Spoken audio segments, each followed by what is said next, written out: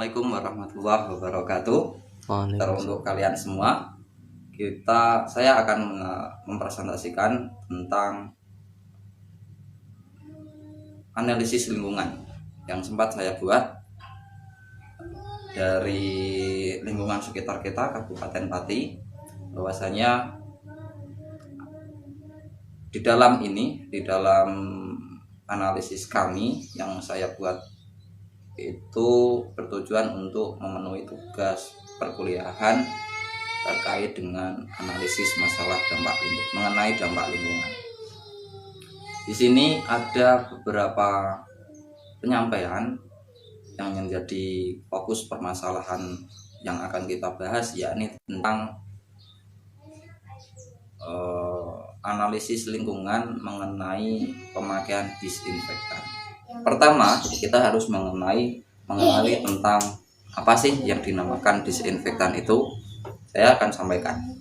Terus dengan bahaya disinfektan yang dilakukan dalam penyemprotan virus corona yang sedang kita temukan di lapangan. Itu apakah memiliki dampak lingkungan positif atau negatif? Nanti saya sampaikan. Yang pertama, tentang pengertian disinfektan. Telah diketahui bersama bahwa disinfektan ini menurut Dirjen Kesehatan itu adalah bahan kimia yang digunakan untuk mencegah terjadinya infeksi dan pencemaran oleh jasad renik atau obat membasmi kuman penyakit. Maka yang pertama kita harus pahami bahwa disinfektan itu adalah senyawa kimia untuk meminimalisir atau mematikan mikroorganisme baik positif maupun negatif. Dalam penanganan virus corona ini menjadi penting, akan tetapi dalam situasi tertentu. Tentang jenis-jenis disinfektan, kita memiliki temuan di lapangan terkait dengan disinfektan, jenis-jenis disinfektan. Yang paling banyak kita temui adalah senyawa klorin. Nah, ini atau lebih dikenal dengan asam hipoklorит. Ini memiliki fungsi agar menghambat enzim-enzim yang terdapat dalam metabolisme karbohidrat.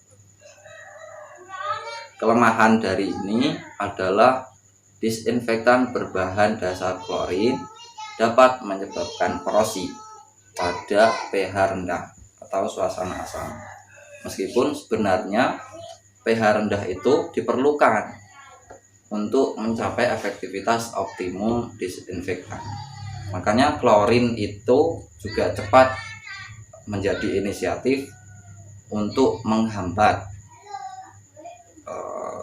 terpaparnya dari senyawa virus tersebut. Ada lagi klodin, terus ada lagi alkohol, dan ada lagi amonium kuartener, dan masih banyak lagi teman-teman. Mana sih yang banyak kita temukan dalam suasana di lapangan? Itu ada dua yang menurut saya. Ada yang klorin, ada yang fenol. Itu dapat ditemukan dalam lingkungan kita. Apalagi lingkungan kita banyak yang menggunakan penyemprotan sebagai solusi untuk menghambat persebaran virus tersebut.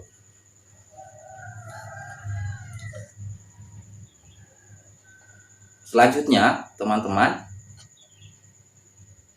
terkait dengan pernyataan WHO tanggal 30 Maret 2020 itu menyebutkan bahwa penyemprotan yang dilakukan dengan cara dalam rangka penanganan virus COVID-19 itu penyemprotan disinfektan bukan satu-satunya solusi.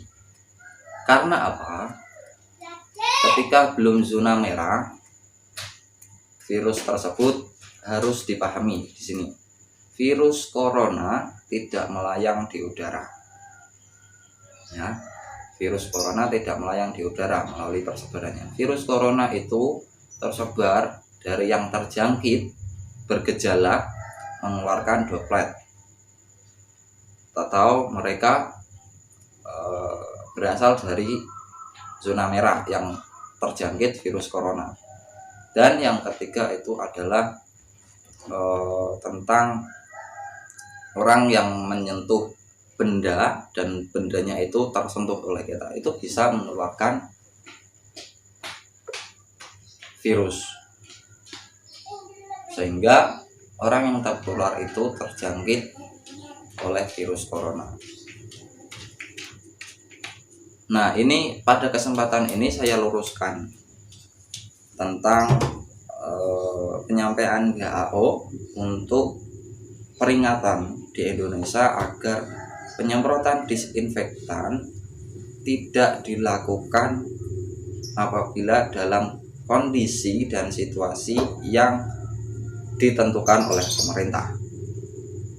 Salah satunya adalah zona merah. Pertama, dalam pernyataan WHO tanggal 30 Maret 2020, jangan menyemprotkan disinfektan langsung ke badan seseorang karena hal ini bisa membahayakan. Gunakan disinfektan hanya pada permukaan benda-benda, misalkan dalam segi cukup mengelap saja. Pernyataan yang kedua, menurut WHO itu penyemprotan bahan-bahan kimia dapat membahayakan jika terkena pakaian atau selaput lendir seperti mata atau mulut. Nah, ini yang jadi penegasan khusus menurut WHO. Ingat, alkohol dan klorin itu bisa berguna sebagai disinfektan pada permukaan, tapi hanya digunakan sesuai dengan petunjuk penggunaan. Yang ketiga, menurut WHO, disinfektan itu hanya membunuh virus yang berada di permukaan benda, bukan di udara.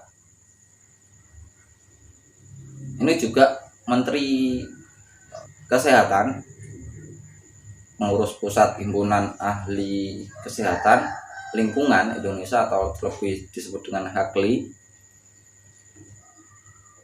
disinfektan itu merupakan proses dekontaminasi yang menghilangkan atau membunuh segala hal terkait mikroorganisme, virus, dan bakteri.